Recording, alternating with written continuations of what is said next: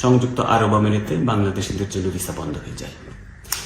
এরপর থেকে বিভিন্ন সময় ভিসা বন্ধ হয়েছে, আবার খুলেছে, আবার বন্ধ হয়েছে, আবার খুলেছে। আমি বলতে পারি যে গত 12-13 বছরে কখনোই আর পরিপূর্ণভাবে ভিসা খুলেনি। এর বিভিন্ন সময় বিভিন্ন কারণ দেখানো হয়েছে বটে, তবে সবসময় একটি কারণ উপস্থিত ছিল, সেটি হচ্ছে স্থানীয় আইন মেনে না চলা এবং এক ধরনের অপরাধ প্রবণতায় নিমজ্জিত থাকা। সম্প্রতি এদেশের ministry of human resource and এমিরেটাইজেশনের মাননীয় মন্ত্রীর সঙ্গে আমার বৈঠক হয়েছে।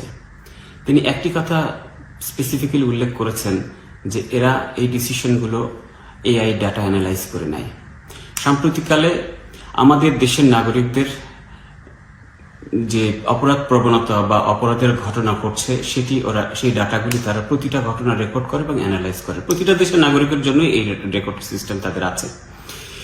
তিনি আমাকে বলেছেন যে এই ডাটা যদি কখনো আমাদের নিম্নগামী হতে শুরু করে তখনই কেবলমাত্র আমাদের একটা পজিটিভ আউটকাম আসবার সম্ভাবনা আছে, কিন্তু যদি আমাদের অপরাধ প্রবণতা বা অপরাধ ঘটনার হার যদি দিনে দিনে নিচের দিকে না গিয়ে একই রকম থাকে বা উপর দিকে উঠতে থাকে, তাহলে খুব কাছাকাছি সময়ে এই সিদ্ধান্ত পরিবর্তন হবার কোনো সম্ভাবনা তিনি দেখেন না।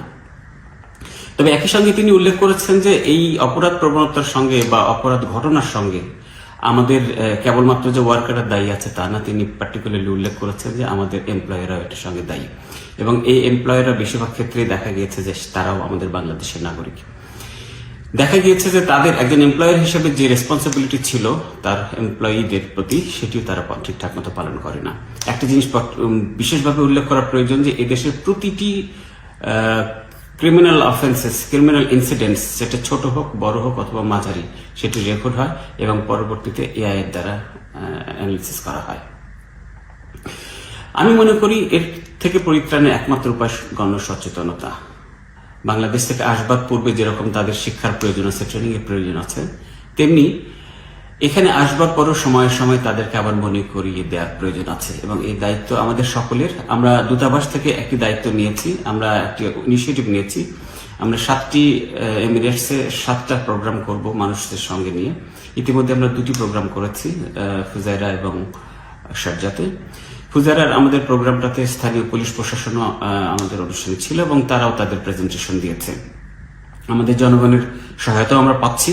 আমি আশা করি যে এই ধরনের গণসচেতনতামূলক অনুষ্ঠানের মাধ্যমে আমরা মানুষের সচেতনতা বাড়াতে পারবো।